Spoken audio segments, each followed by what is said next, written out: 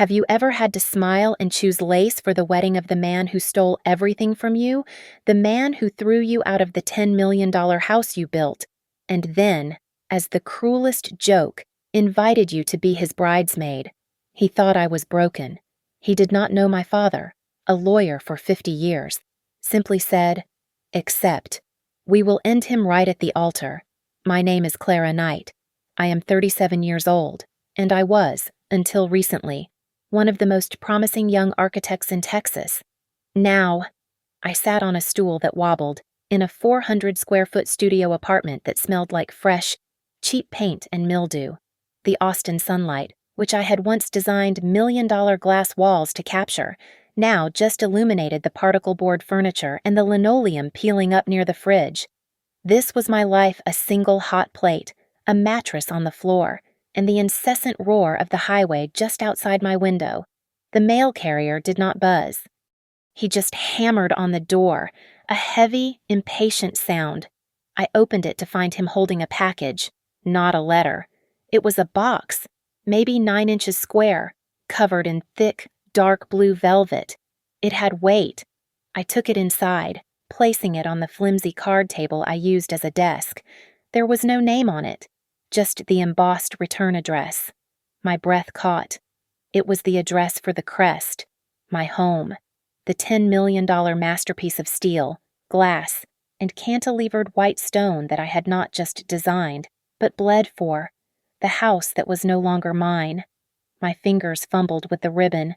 Inside, nestled on a bed of cream-colored satin, was the thickest wedding invitation I had ever seen. The edges were gilded in real gold. The script was an elaborate, flowing cursive. "Julian Vance and Serafina Hayes request the honor of your presence at their marriage." My stomach hollowed out. Julian, my former business partner. The man who had been my confidant, my work husband, my closest friend for a decade. And Serafina Hayes, a name I only knew from gossip columns. Then I saw the smaller, handwritten note tucked inside, on matching cardstock. It was Julian's handwriting, that arrogant, sharp slant. "Clara, I know the last few months have been difficult. Business is brutal, as you know. But I want you to know that Serafina admires you tremendously. She sees you as the pinnacle of strength and artistry. I simply cannot imagine starting this new chapter of my life without my best friend by my side. I would be so honored if you would accept a place in our wedding party." As a bridesmaid, I read the words again. Bridesmaid. He was not just inviting me to witness his triumph. He was inviting me to participate in my own humiliation, to stand beside him, smiling, at the very altar of his theft. 6 months ago, I had been in Tokyo accepting an award. I had left Julian with power of attorney, a standard procedure for our firm, night in advance, when one of us traveled. While I was giving my acceptance speech, he was liquidating our company. He used a shell corporation, registered in Delaware, to purchase all of our firm's assets in a snap auction that no one knew about. Those assets included the crest, which had been company property. He bought my life's work, my home, for pennies on the dollar. He left me with nothing. Worse than nothing. He had structured the deal so that all the company's outstanding tax liabilities became my personal responsibility. He had not just stolen from me, he had buried me in debt. I looked at the invitation, at his signature. My hand was shaking. The cheap water glass on the table next to me slipped. It did not just drop, it flew from my grasp, shattering against the thin drywall. The sound was shockingly loud in the tiny room. I stared at the broken glass, the small puddle of water spreading on the floor. The humiliation was a physical thing, a hot, acidic bile rising in my throat. It was worse than the loss of the money, worse than the loss of the house. It was the audacity, the sheer sociopathic gall of it. My fingers were numb as I picked up my phone. I dialed the only number I knew would answer. He picked up on the second ring. Arthur Knight. My father, a man who had practiced financial law in New York for 50 years, a shark in a $3,000 suit. I could not form words. A sound tore out of me, a sob that was half a scream. I choked out. Julian. He's getting married. At the crest. He asked me to be a bridesmaid. The line was silent. My father was not a man who wasted breath on platitudes. I could picture him in his office, high above Manhattan, looking out at the city, his face perfectly still. He let me weep for another 10 seconds. Then, his voice came, not warm, not angry, but perfectly, frighteningly calm. Clara, accept it. I stopped crying, stunned. What? Accept. Tell him you are honored. Go to New York. Buy the most beautiful dress you can find. We will end him right at the altar. The flight from Austin to New York was a 5-hour blur. The numbness that had frozen me in my tiny studio apartment was receding, replaced by something cold and hard. The humiliation was still there, but it was no longer a poison. It was fuel. I met my father not at his home, but at his office. The offices of Knight & Associates occupied 3 floors of a pre-war building in Midtown, a place that smelled of old leather, floor polish, and the quiet, unassailable power of old money. It was the antithesis of Julian's world of glass-walled startups and flashy, borrowed prestige. This was a place of dark mahogany, brass fixtures, and law books that went back a century. My father, Arthur Knight, greeted me not with a hug, but with a firm hand on my shoulder. He looked tired, but his eyes were sharp. "Clara," he said.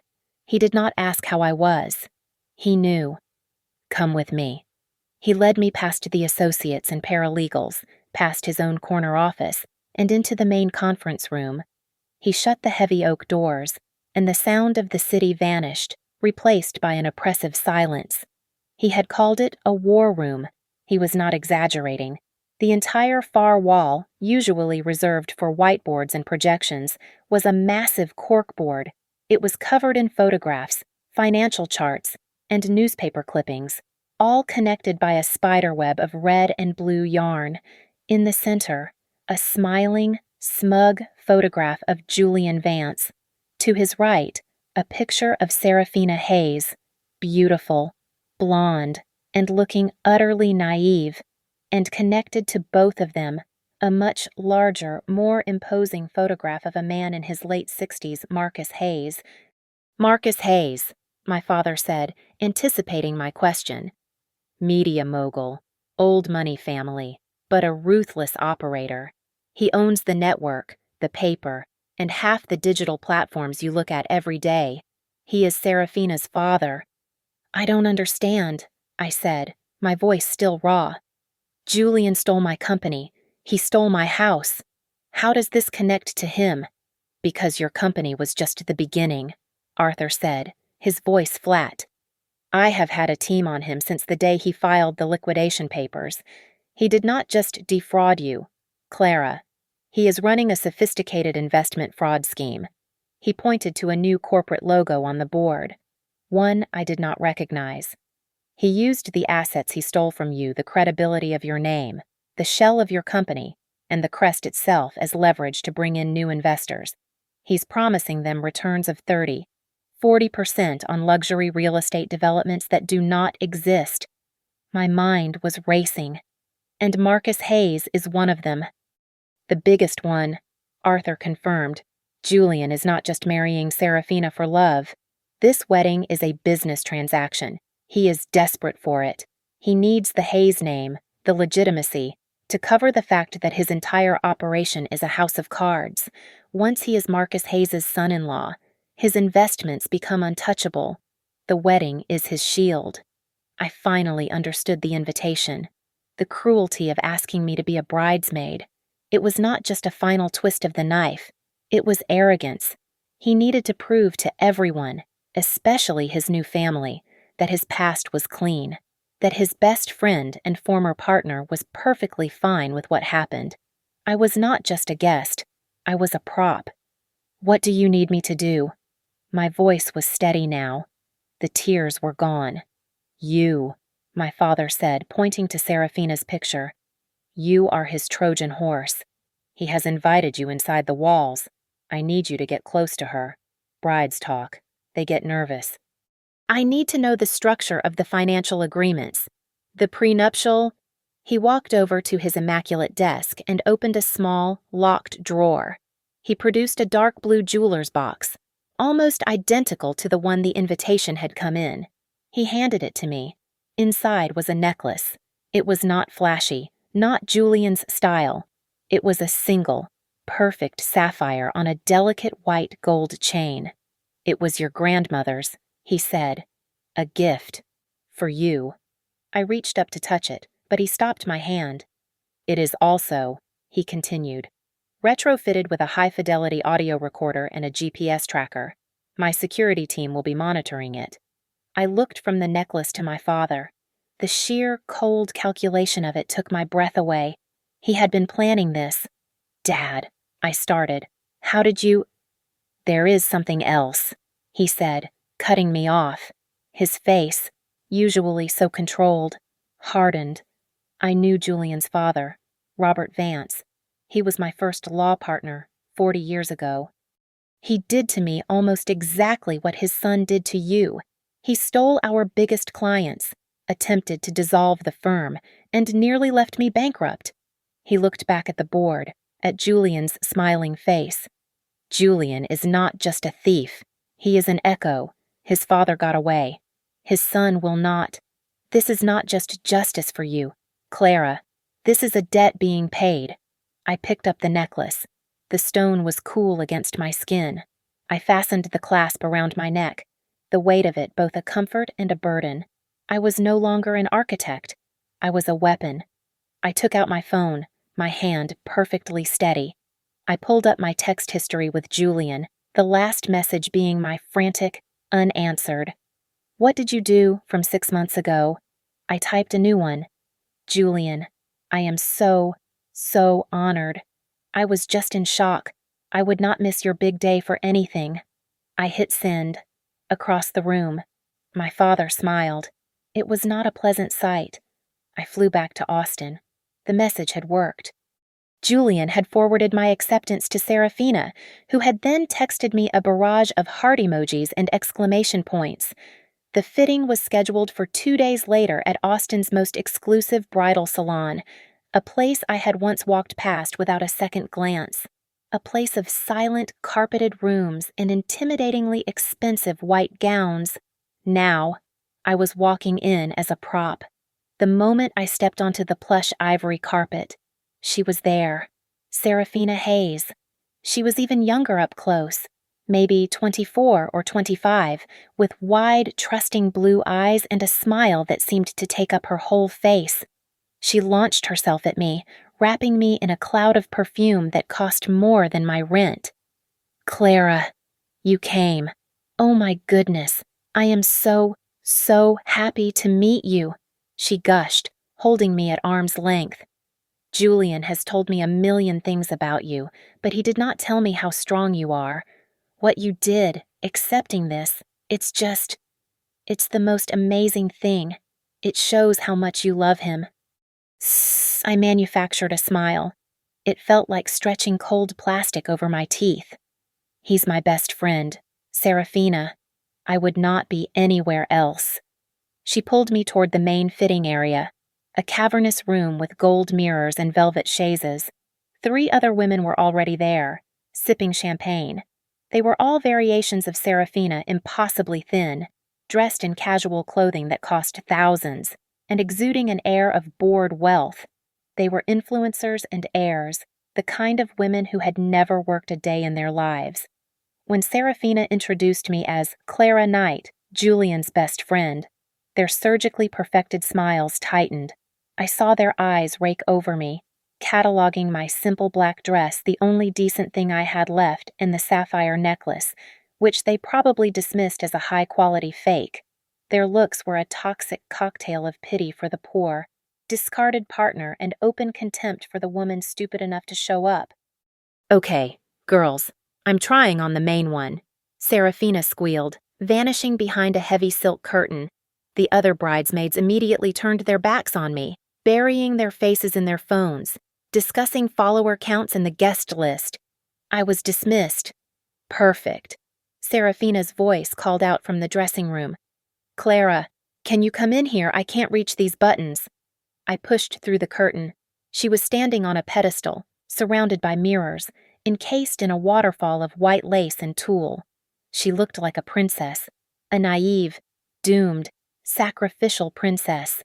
As I fumbled with the row of tiny, seed pearl buttons, she leaned in, her voice dropping to a conspiratorial whisper. I'm so glad you're here. Really, not just, but because Julian respects you so much. She paused, and the megawatt smile faltered for the first time. Is he? Has he seemed stressed to you? He's been a little tense about money lately. He keeps talking about closing this huge investment before the wedding. He says it's for our future, but it's making him so edgy. Did he used to be like that? The sapphire necklace felt suddenly heavy on my skin, absorbing her words. Keep her talking. Julian has always been a visionary, I said, my voice smooth and reassuring. He sees the big picture. He's probably just finalizing all the details to give you the perfect life. That's just who he is. He's meticulous. She beamed, the doubt vanishing instantly. You're right. You're totally right. You know him better than anyone. Oh, she said, her mood brightening completely. Speaking of our future, you have to see what I've done with the crest. Julian gave me a total free hand with the redecorating. She grabbed her phone, a new model iPhone, encrusted with garish pink crystals from her purse. I know you did the original design, which was so architectural, but it just needed a softer touch. You know a woman's touch. She started swiping through photos. My heart stopped. The main atrium, my 2-story space of polished, minimalist concrete and shadow gray stone, designed to catch the light in a specific way at dusk. It was gone. She had painted the concrete a glittering metallic gold. She had hung massive teardrop crystal chandeliers from my exposed structural steel beams. The custom low-profile furniture I had designed was gone, replaced with ornate, Louis XIV-style velvet monstrosities in shades of cream and rose. She had not just redecorated, she had desecrated it. She had ripped the soul out of my work, turning my masterpiece into a gaudy new money joke. Isn't it just warm? She asked, oblivious to the fact that I was suffocating. It's breathtaking, I managed to say. A salon attendant knocked discreetly. Miss Hayes, we have the veil. Oh, coming, Serafina said. She shoved the phone back into my hand. Hold this for me, will you? I'll be right back. Don't let anyone else see. She disappeared back into the main room in a rustle of silk. I was alone. The phone was in my hand. This was it. My hands were shaking, but not from rage anymore, from adrenaline. I glanced at the attendants outside, all fawning over Serafina. I grabbed my glass of water from the small table. With my thumb, I nudged the phone to the edge of the dresser, right over her open, disorganized designer purse. I tripped over the edge of the carpet.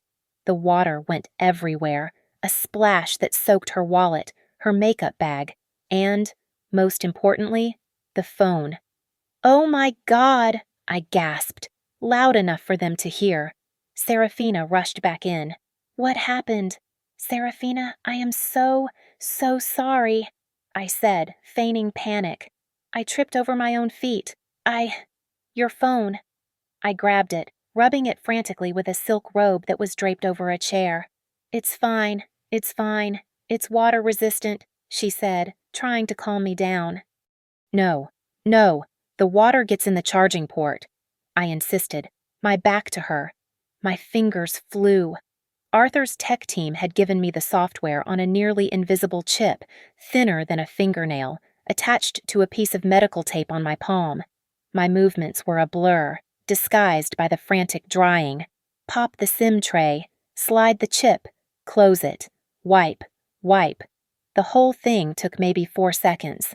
I turned around, handing it to her. I think it's okay. I'm mortified. Serafina, honestly, don't worry, she said, taking it and giving it a cursory glance. It's just a phone. Later, an attendant brought in the bridesmaid dresses. They were a hideous shade of dusty, Pepto-pink chiffon, ruffles, a high, strangling neckline. I stepped into it and looked at myself in the three-way mirror. The color washed me out. The cut was offensive. I looked ridiculous, weak, harmless. I stared at my own reflection, at the girl in the ghastly dress. "It's perfect," I whispered. The weekend was, predictably, grotesque. Julian had chartered a private jet, a gleaming white Gulfstream. The other 3 bridesmaids were ecstatic, screaming and taking selfies before we even left the tarmac in Austin. I just nursed a club soda, the sapphire on my neck feeling like an ice cube. We were whisked to a hotel called the Apex, a monument to bad taste and mirrored black glass. The suite was bigger than my old house, or at least it felt that way. It had its own pool, a bowling alley, and a rotating bed. Serafina was in heaven. The first night, we were supposed to have a girls' dinner before the club. We were dressed in sequined micro-dresses Serafina had bought for us.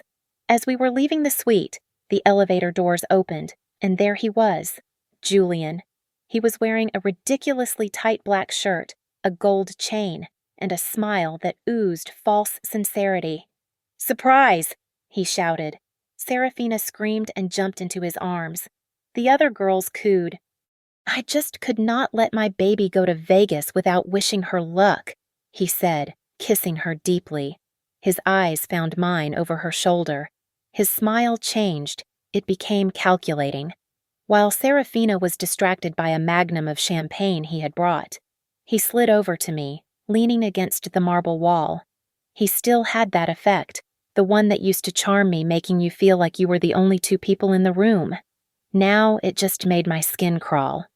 "Clara," he said, his voice low and patronizing. "I am really glad you came. It means a lot. To both of us." I just nodded, keeping my smile fixed.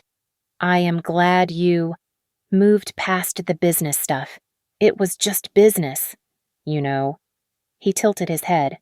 "To be honest, Serafina really needs a friend like you. Someone grounded. These other girls..." He gestured dismissively. "She needs you." He reached into his pocket and pulled out a folded check. He pressed it into my hand. "For your expenses. The dress, the flight, a little extra." "We are good, right?" It was a cashier's check for $20,000. I looked at the check, then back at him. My old instinct was to throw it in his face. The new, cold instinct Arthur's daughter took over. I smiled, a warm, forgiving smile that I had practiced. I folded the check and slipped it into my purse. "You are always so generous, Julian," I said. "Thank you. Of course we are good." He looked visibly relieved. He had bought my silence, he thought, for 20 grand. The idiot. The club was a nightmare of noise and flashing lights. Serafina and the others were immediately on the dance floor, downing shots. I took the first one and promptly spilled the second one. I spent the next hour mastering the art of the fake drunk. I danced badly. I stumbled. I laughed too loudly. I was playing the part of the slightly pathetic, heartbroken friend trying too hard. After midnight, I saw Julian, who had been holding court in their VIP booth, get up and head toward the restrooms. I followed, deliberately weaving. I stumbled into the hallway, a long, red-lit corridor that led to the bathrooms and a service exit. I leaned against the wall, pretending to be dizzy. Julian was 10 feet away, his back to me, his phone pressed to his ear. He was speaking quickly, his voice sharp and low, no longer the charming fiancé. "The wire has to be ready to go the second the Hayes contract is signed," he snapped. "I do not care what time it is in Panama. The moment I say I do, that account gets funded. Everything. It all gets washed through the resort project immediately. Liquidate the domestic accounts completely. Panama. Resort project. Liquidate." He was not just leveraging the Hayes money. He was going to steal it. He was going to drain everything and run. leaving Serafina and her father holding the bag on a mountain of fraudulent debt. He clicked off the phone and turned. He saw me. I swayed, putting a hand to my head. "Whoa, Clara," he said, laughing. "Easy there. Too many shots. Julian." I slurred. "There you are. I was looking for the room. The ladies' room." "It is the other way," he said, grabbing my arm. He started to steer me back toward the noise. Just as we reached the entrance to the club, one of the other bridesmaids, Misty, or Mandy, I could not remember, stumbled in front of us. She was genuinely wasted. "Oh my God, you guys!" she yelled over the music. "Selfie!" She threw her arm around Julian, pulling me in. She held her phone up high. Julian, ever the performer, smiled brightly for the camera. I offered a weak, drunken grin. Wait, my eyes were closed. The bridesmaid slurred, peering at the screen. I glanced at the phone in her hand, and I froze. In the photo, she and I were blurry, but Julian was clear. And in the mirror on the wall, directly behind us, captured perfectly, was the reflection of the hallway we had just left. The reflection showed Julian, his back to us. In the seconds before he turned to find me, he was not alone.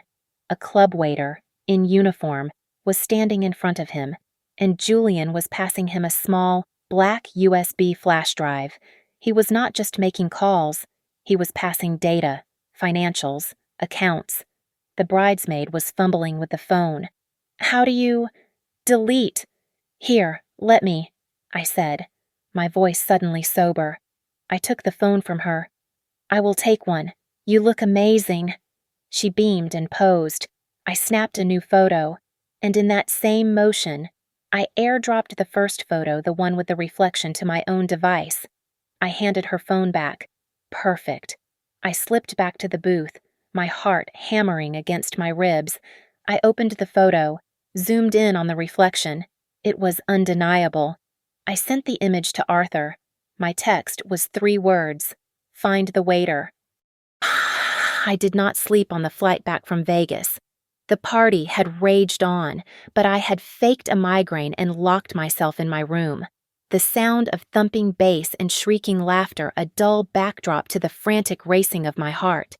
I was at the airport before dawn, leaving a note for Serafina that I had an architectural emergency. My phone buzzed as I stepped into the Austin terminal. Arthur, no greeting. "We found him," he said. His voice was electric, sharp. The waiter. "Your photo was perfect. My team intercepted him before he left the hotel. He is not a waiter. He is a delivery man for an unofficial bank in the Caymans. A courier." "The USB," I asked, my voice low, contained Julian's entire escape plan, full account numbers, routing information, and a schedule for liquidation. He has everything staged. Clara, he is not just defrauding investors. He is planning to drain every single dollar, including the Hayes investment, the day of the wedding. A cold understanding settled over me. This had gone far beyond simple revenge. "This changes the objective," Arthur continued, as if reading my mind. "It is no longer enough to just expose him. He is liquid. The money is poised to vanish. We have to seize it, not just freeze it. We must get the money back." "What about the data from Serafina's phone?" I asked, gripping my suitcase handle. "It confirmed exactly what we suspected," he replied. "The girl is clueless, utterly innocent. She has no access, no knowledge. She's just a pawn planning a party." He paused. "Her father, however, is a different story. Marcus Hayes. He is not just an investor, Clara. He is an opportunist. The data, cross-referenced with the USB, shows Marcus is fully aware Julian's operation is not entirely legitimate. He knows Julian is a shark. He just thinks he is the apex predator." I processed this. "He thinks he can control him." "Precisely. Marcus intends to let Julian do the dirty work, get his hands on the offshore infrastructure, and then control him as a son-in-law. He plans to use Julian's shell companies for his own murky media acquisitions. He thinks Julian is a tool, an attack dog he can leash. He does not realize Julian plans to run, I whispered. He thinks he is getting a pawn. He is importing a parasite. Arthur said, "It is time we talk to Marcus Hayes. I will handle it." "No," I said, the word out of my mouth before I could think. I stopped walking. "No, you cannot. You are a rival. He will see you as competition, another old lion trying to disrupt his deal. He will lawyer up, and the money will be gone. He needs to hear from me." There was a silence on the line. "What will you say?" "You said he is an investor in Julian's new projects, the ones built on the reputation of my work. I will not call him as a victim. I will call him as an expert." I went back to my studio, but the tiny room no longer felt like a prison. It felt like a command center. I did not bother to sit down. I looked up the private number for Marcus Hayes' executive office in New York. I dialed. A crisp assistant answered. "This is Clara Knight. I am calling for Mr. Hayes regarding the Vance real estate developments." I used my full name, the name Julian had stolen and was now using as collateral. I was put on hold for less than a minute. Then, a deep, impatient voice growled, "Hayes? Mr. Hayes, my name is Clara Knight. I was Julian Vance's former partner." "I know who you are, young lady," he grunted. "I assume you are calling to object to the wedding. It is too late." His voice was dismissive, bored. "I am not calling about the wedding. Mr. Hayes, I am calling about your investment. I am calling as an architect." A beat of silence. "You have 30 seconds. "Julian is using my name and my work, specifically the crest, as proof of concept for his new resort developments, the ones you are backing. I have reviewed the public filings. I am telling you, as the professional who designed his entire portfolio, that the new projects are fraudulent." Fraudulent is a strong word. His voice was coated in ice. "It is the accurate one," I said, my own voice just as cold. "I have seen the schematics. He has specified materials that cannot meet state fire codes. He has filed engineering plans where the load-bearing calculations are physically impossible. The cantilevered balconies he promised investors, they are fantasies. They cannot support their own weight, let alone the weight of guests. He is not building a resort, Mr. Hayes. He is building a catastrophic failure. The designs are just paper. They are worthless." The silence on the line was heavy. I held my breath. I had appealed to his ego, his money. Then he chuckled. It was a dry, awful, humorless sound. "Young lady, I know you are bitter," he said. "It is an ugly look. Julian is a genius, a visionary. Do you really think I did not do my own due diligence? Your little technical complaints are noted and dismissed." My blood ran cold. "Mr. Hayes, I am trying to warn you.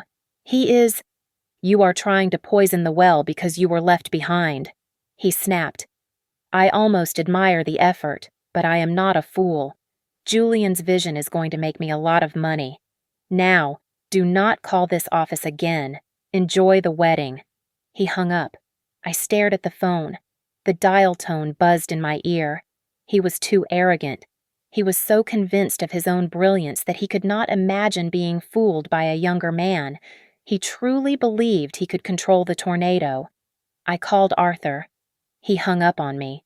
He said Julian is a genius and that I was bitter. "I see," Arthur said.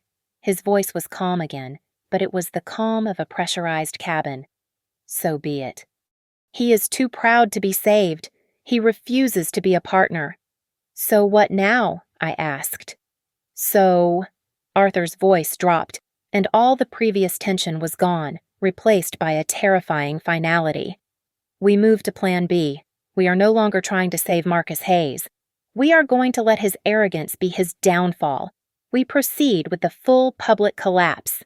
The rehearsal dinner was at the Crest, my home. I had to force myself to get out of the car. I was wearing the hideous pink dress again, as requested, walking up the limestone path I had designed, the one angled perfectly to catch the western light. I felt like a ghost haunting my own life. Seraphina's improvements were worse in person. The entry hall, once a study in quiet, minimalist power, was now a gaudy nightmare of gilt-framed mirrors and potted palms. The air smelled of too many flowers, a sickly sweet perfume trying to cover the clean scent of stone and steel. The dinner was being held on the great lawn, a rolling expanse of green that overlooked the Austin skyline. It was the space I had reserved for a meditation garden. Julian had, instead, erected a massive, temporary platform, draped in white silk and lit with spotlights, like a stage for a rock concert. 200 of Austin's and New York's elite were milling about, drinking champagne and appraising one another. Every smile was a lie. Every laugh was a calculation. I took a glass of champagne from a passing waiter and found my assigned table. I was, of course, seated with the other bridesmaids, who ignored me. Julian took the stage. He tapped the microphone, his smile as bright and false as the spotlights. He was wearing a cream-colored linen suit, looking every inch the benevolent host. "Welcome, welcome," he boomed, "to my home, to our future." He raised his glass to Serafina, who looked at him with pure adoration. Then, his eyes found mine across the lawn. He held my gaze. "I want to make a special toast," he said, his voice dripping with condescending charm, "to my oldest friend, Clara Knight." The spotlights swiveled and found me. I was trapped in their glare. I could feel hundreds of eyes turning to me, the jilted partner. "Clara taught me so much," he continued, his smile unwavering. "But the most important lesson she ever taught me is that sometimes you have to tear down the old foundations completely to build something truly great." A wave of polite, knowing applause. He was relishing this, painting me as the old foundation he had to destroy. I raised my glass to him, my own smile just as fixed, just as false. The dinner dragged on. Finally, it was time for the wedding party to speak. The other bridesmaids gave tearful, vapid speeches about Serafina's kindness and their shopping trips. Then, the MC called my name. "And now, a very special friend of the groom, Miss Clara Knight." I stood up. The sapphire felt cold against my chest. I walked to the stage and took the microphone. The crowd was a blur of expensive jewelry and bored faces. I found the three that mattered. Serafina, beaming at me, Julian, smiling, expectant, and Marcus Hayes, sitting at the head table, swirling his brandy, looking at me with the same dismissive impatience he had on the phone. "I would like to make a toast," I said, my voice sweet and clear, amplified across the lawn. I raised my glass to Serafina. To Serafina, a woman who is so full of trust and light, a woman who will very, very soon have absolutely everything she deserves. Serafina dabbed her eyes, touched. Julian nodded, approvingly. "And to Julian," I continued, turning my head to lock eyes with him, "a man who taught all of us that a person's greatest asset," I paused, letting the silence hang, "is the ability to liquidate old relationships." The air pressure on the lawn changed, the polite smiles froze. Serafina looked confused, tilting her head. Julian's smile became a rigid rictus. He knew. And then I turned, just slightly, to look directly at Marcus Hayes. His brandy snifter had stopped swirling. He was staring at me. His eyes narrowed. The word liquidate had hit him like a bullet. He was no longer bored. I raised my glass high. "To the happy couple." I walked off the stage to a scattered, deeply uncomfortable smattering of applause. I returned to my seat, my heart hammering. I had done it. I had declared war. As I sat, I saw a man. He was not one of the guests. He was wearing a dark, impeccably tailored suit, with a military bearing. He walked with purpose, not even glancing at the stage or the bar. He moved through the crowd directly toward the head table. He walked straight up to Marcus Hayes. Marcus looked up, annoyed at the interruption. The man said nothing. He simply reached into his jacket and produced a standard, legal-sized manila envelope. He placed it on the table in front of Marcus, turned on his heel, and walked away, disappearing into the darkness beyond the lights. Marcus stared at the envelope. He looked around, irritated. He clearly thought it was some vendor issue. With a sigh of frustration, he tore open the flap. I had positioned my chair perfectly. I had a clear line of sight. He slid out a single, 8x10 glossy photograph. He stared at it. His knuckles, wrapped around his glass, went white. I knew what it was. Arthur had shown me a copy. It was a high-resolution telephoto shot, taken 2 days ago. It was Julian, on a boat dock in Panama, his arm slung familiarly around a sharp-looking woman in a business suit. His head was bent, kissing her on the cheek. It was not just any woman. It was his lawyer, the one who had structured the shell corporations. Marcus Hayes slowly folded the photo. He put it back in the envelope. He did not look at Julian. He did not look at his daughter. He just stared into the middle distance. Arthur had made his first move. The warning shot had been fired. The rehearsal dinner ended in a strained silence. I did not go back to my studio. I went to the Four Seasons, to the suite Arthur had booked. And I waited. The call came at 2 a.m. A text from an unknown number. Lobby, now, Hayes. I met Arthur by the elevators. He looked as if he had just woken up and put on a perfectly pressed suit. We rode down together in silence. Marcus Hayes was not in the lobby. He was in a black Escalade parked at the curb, the engine humming. The back door opened. We got in. The car did not move. The interior was dark, lit only by the glow of the dashboard. Marcus Hayes was staring straight ahead, the manila envelope on his lap. The arrogant media mogul was gone.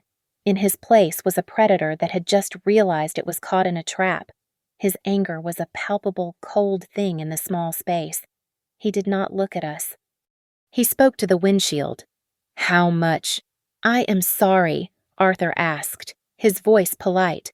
"Do not play games with me, Knight." Marcus hissed. "You have your little picture. You have your story. How much money do you want to make this go away, to disappear before the wedding?" Arthur Knight actually laughed. It was a short, sharp, mirthless sound. "We do not want your money, Mr. Hayes. We want our money, the money your future son-in-law stole." Marcus turned his head slowly. His eyes were murderous. "You are insane. You have no proof. You have a picture of him with his lawyer." "We have more than a picture," Arthur said. He reached into his own briefcase and pulled out a slim laptop. He turned it on. "We have the USB drive he handed to a courier in Las Vegas, containing his full liquidation schedule. We have the Panama account numbers, the Swiss routing codes, and the name of the Shell resort project he is using to wash the funds." He swiveled the screen. "And we have this.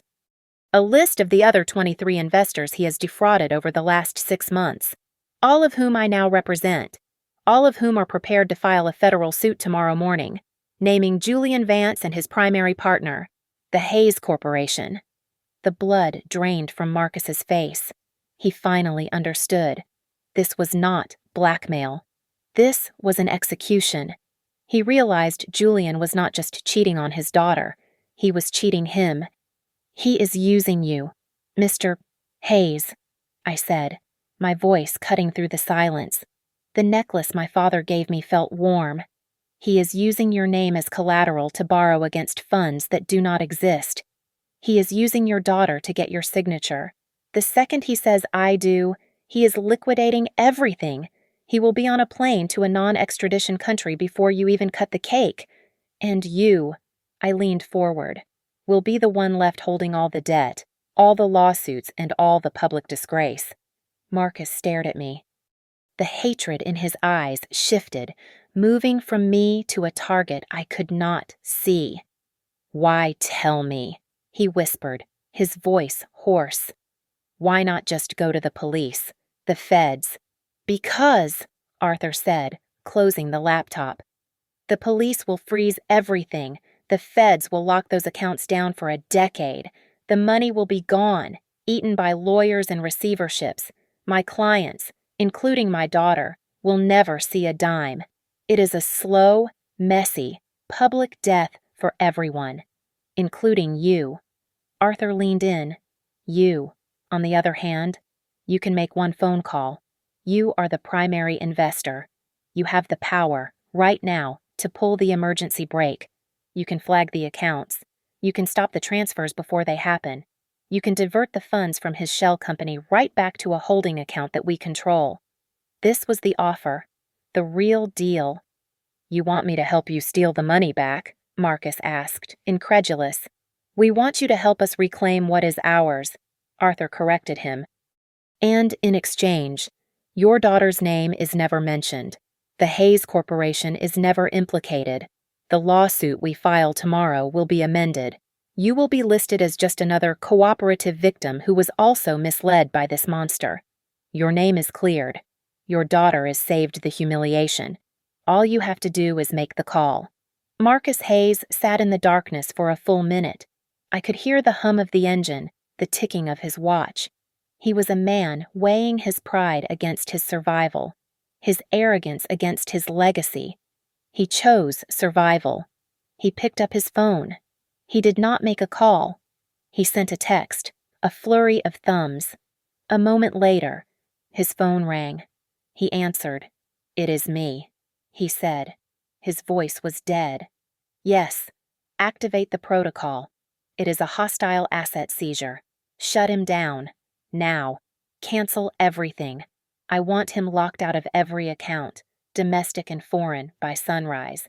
And get our security team to the Austin house. Now." He hung up. He looked at Arthur. "You have your money," he said. "Now get out of my car." It was the perfect day for an execution.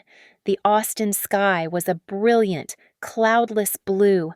The air was warm. The crest, my house, was draped in thousands of white roses and peonies, a stunning, fragrant mockery of its clean architectural lines. 300 guests, a glittering assembly of media tycoons, tech billionaires, and real estate moguls, were seated on the great lawn, facing the limestone platform Julian had built. A string quartet was playing softly. I was in the master bedroom, my former bedroom, which was serving as the bridal suite. It was a scene of escalating panic. "He is not answering his phone," Serafina said, her voice rising to a shrill pitch. She was already in her gown, a massive creation of lace and satin. "Where is he? He was supposed to be here an hour ago. Mandy, call his best man again." The other bridesmaids were fluttering around uselessly, offering platitudes. "He is probably just nervous. Honey." "Traffic is terrible." Serafina's eyes, wide and terrified, landed on me. I was standing by the window, already in my hideous pink dress, looking out at the guests. "Clara," she said, her voice trembling. "You know him. Is this normal? Is he getting cold feet?" I turned from the window and gave her the calmest, sweetest smile I could muster. The sapphire necklace rested coolly against my skin. "Serafina, you know Julian. He is a man who loves grand gestures." I walked over and straightened the veil she was mangling in her hands. "Don't you worry. I am sure he is just preparing one last big surprise." Right on cue, the string quartet on the lawn swelled, shifting from gentle background music to the majestic, booming notes of the processional. It was starting. It was time. Serafina let out a small gasp. "But he is not here. We are not ready." "The music is starting," one of the bridesmaids whispered, her eyes wide with horrified excitement.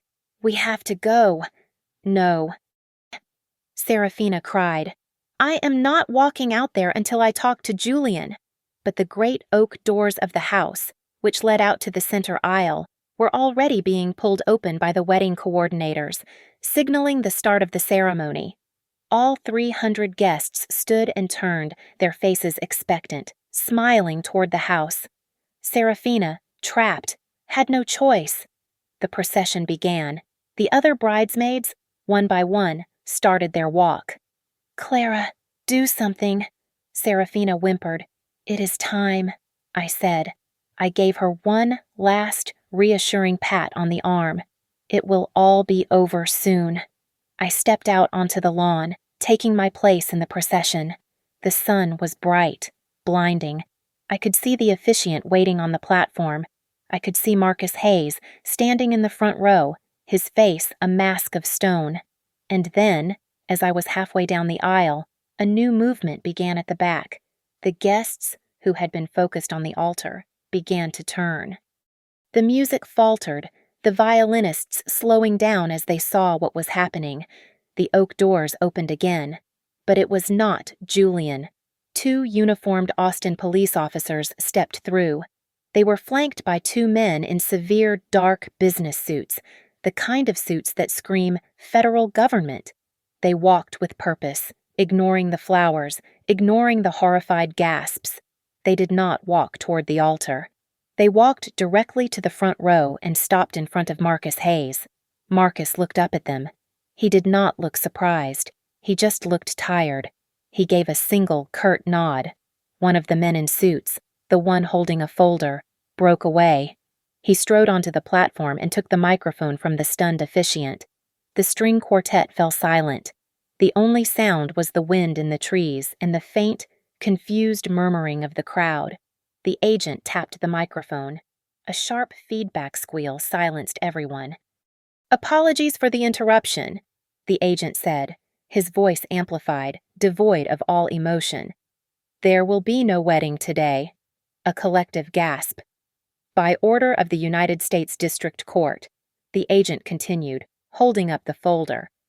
"All assets of Julian Vance and his associated shell corporations are hereby seized, pending a federal investigation into wire fraud, securities fraud, and money laundering. This property," he gestured to the house, "my house, is now under the control of the U.S. government." The lawn exploded. It was instant, total chaos. People were shouting, standing on their chairs to see. Phones were out, recording. The media guests in the back rows were already sprinting to their vans, dialing their news desks, and in the center of it all, Serafina, who had just stepped onto the aisle as the announcement was made, stood frozen. Her face, which had been pale with worry, crumpled in an instant. Her eyes rolled back in her head, and she collapsed, a mountain of white lace and broken dreams, onto the grass. She had fainted, while the great lawn descended into a pandemonium of shrieking guests and flashing cell phone cameras. I just stood there. I watched as Marcus Hayes rushed to his fainted daughter, his face a mask of public concern and private fury. I watched the other bridesmaids huddle together, crying hysterically. I was the only one not moving, the only one not surprised. I had written this scene, a man I had never seen before. The same one who had delivered the envelope to Marcus, materialized at my elbow. He was wearing a simple black suit and an earpiece. He leaned in, his voice a flat monotone. "He's at the back gate, motor court." He melted back into the crowd. I did not run. I turned and walked calmly away from the chaos. I slipped past the side of the house, my feet moving silently on the stone path I had chosen 3 years ago. I passed the wall of glass I had designed for the dining room and walked toward the rear of the property, toward the service entrance, toward the patch of untouched earth that was supposed to have been my garden. And there he was, Julian. He was not wearing his tuxedo. He was in dark jeans, a black t-shirt, and running shoes. A sleek, dark, gray sports car one I had never seen before was idling silently by the gate.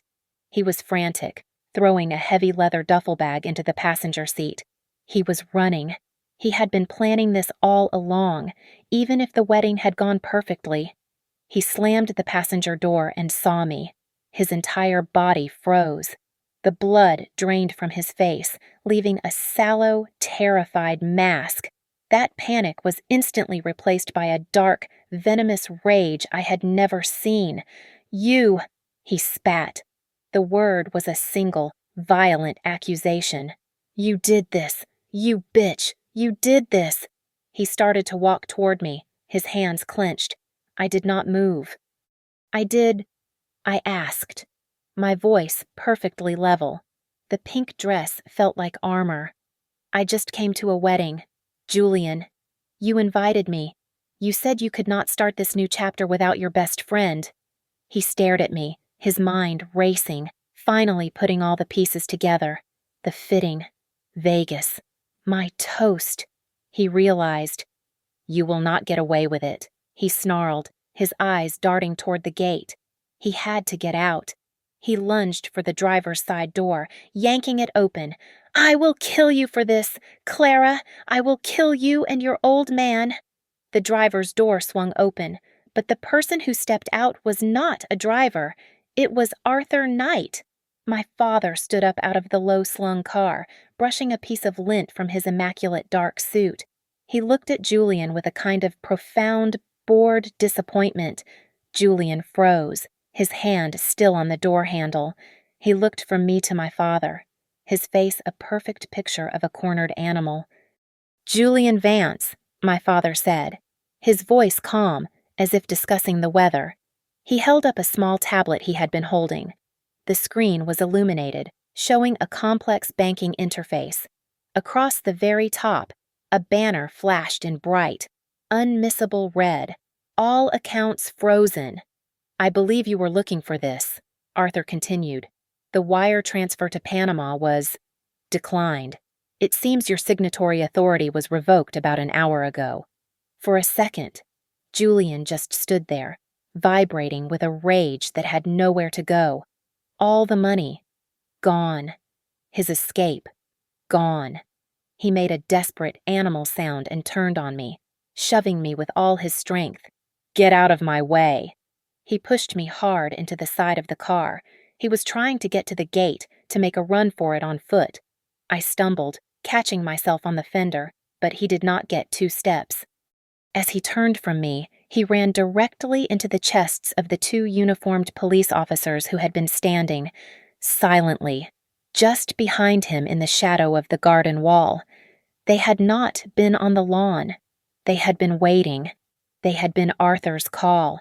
One of them grabbed Julian's arm in a steel grip. Julian tried to twist away, but it was useless. The other officer was already pulling out the handcuffs. Julian Vance, the first officer said, his voice bored. You are under arrest for wire fraud, money laundering, and grand larceny. Julian's face crumpled. The arrogance, the rage, the charm, it all dissolved in an instant, leaving behind a terrified, pathetic man. As they clicked the metal cuffs around his wrists, he finally looked broken. The officers marched Julian, cuffed and quiet, directly through the center of the chaos. They took the white satin aisle runner, walking him past the rows of stunned, whispering guests. 300 cell phones were held high, recording his walk of shame. The biggest society wedding in Austin had just become the biggest corporate takedown. He did not look at anyone. He just stared at the ground, a broken, defeated man in jeans, being led away from the $10 million life he had stolen. On the lawn, the circus was in full swing. Marcus Hayes, already recovering, was barking into his phone, his arm around his sobbing daughter. He was spinning the narrative, positioning his family as the primary victims. She is devastated. He snapped at whoever was on the line. Completely betrayed by a monster. My daughter is a victim here. The medics had revived Serafina. She was sitting, dazed, on one of the white ceremony chairs, her makeup a ruin, her veil torn. As I walked past, she saw me. Her head snapped up. The confusion in her eyes hardened into a sudden, terrible clarity. You, she whispered, her voice hoarse and rattling. You knew. I stopped. I looked at her, at the wreckage of her perfect day. You knew this whole time, she accused, her voice rising. The dress fitting, Vegas. You were playing me. You let this happen. I looked into her eyes. There was no pity left in me. Yes, I said. I knew. And one day, perhaps many years from now, When you truly understand the man you were about to marry and the bullet you dodged, you will thank me." She looked like I had struck her. My father's hand touched my shoulder. "Clara, it is over. Let's go." His voice was gentle. "This place is not ours anymore." He was right. It was not my house. It was a crime scene, a federal asset. He started to lead me toward the main gate, away from the flashing lights and the first wave of news reporters arriving at the curb. We were almost at the driveway when I stopped. "Clara," Arthur asked. I did not answer him. I reached up to my neck and, with steady fingers, undid the clasp of the sapphire necklace. I turned around. Marcus Hayes was still on his phone, but he was watching us. I walked back to him, right through the middle of his panicked conversation. He silenced the call, his eyes narrowing, wary. I held out the necklace. It dangled from my fingers, the sapphire glittering in the harsh afternoon sun. "You will probably need this," I said. He stared at it. "What is it?" "It is a high-fidelity audio recording," I said. "It is Julian in Las Vegas, giving explicit instructions to his banker in Panama. It is him admitting to the entire fraud, boasting about how he was going to liquidate everything, including your investment, the moment the wedding was over. Proof that he conned you just as badly as he conned me. It should be very useful for your lawyers. And for the feds." Marcus stared at the necklace, then at me. He understood. It was the final piece of leverage. He took it from my hand. He grunted, his mind already shifting from victim to opportunist. "The house. It will go to federal auction to pay back the creditors." He looked around, a new possessiveness in his eyes. "I will buy it. My daughter loves it. I will buy it for her. Let her redecorate it properly." He was still trying to win. A slow smile spread across my face. It was the first real one I had felt in half a year. "No, Mr. Hayes," I said, my voice light. "You will not." My father's firm, which now represents the 24 other victims of Julian's fraud, will be the ones placing the primary bid. Our legal claim to the assets is stronger than yours. The funds are already in escrow. His face twitched. He knew I was telling the truth. "And I continued, "will be the lead architect on the renovation. I am going to tear out every last crystal chandelier and scrape every inch of that gaudy gold paint off my concrete walls. I am going to bring it back to life." I turned my back on him. My father was waiting for me at the gate, a look of immense, quiet pride in his eyes. He put his arm around my shoulder. We walked away from the crest, side by side, as the sun began to set. The sirens wailed behind us, a fitting soundtrack to the end of an empire. I had lost the house, but I had gotten back my name, my honor, and my future. Sometimes, justice is not about healing. It is about demolition. You have to tear the whole rotten structure down to the studs before you can build something strong again.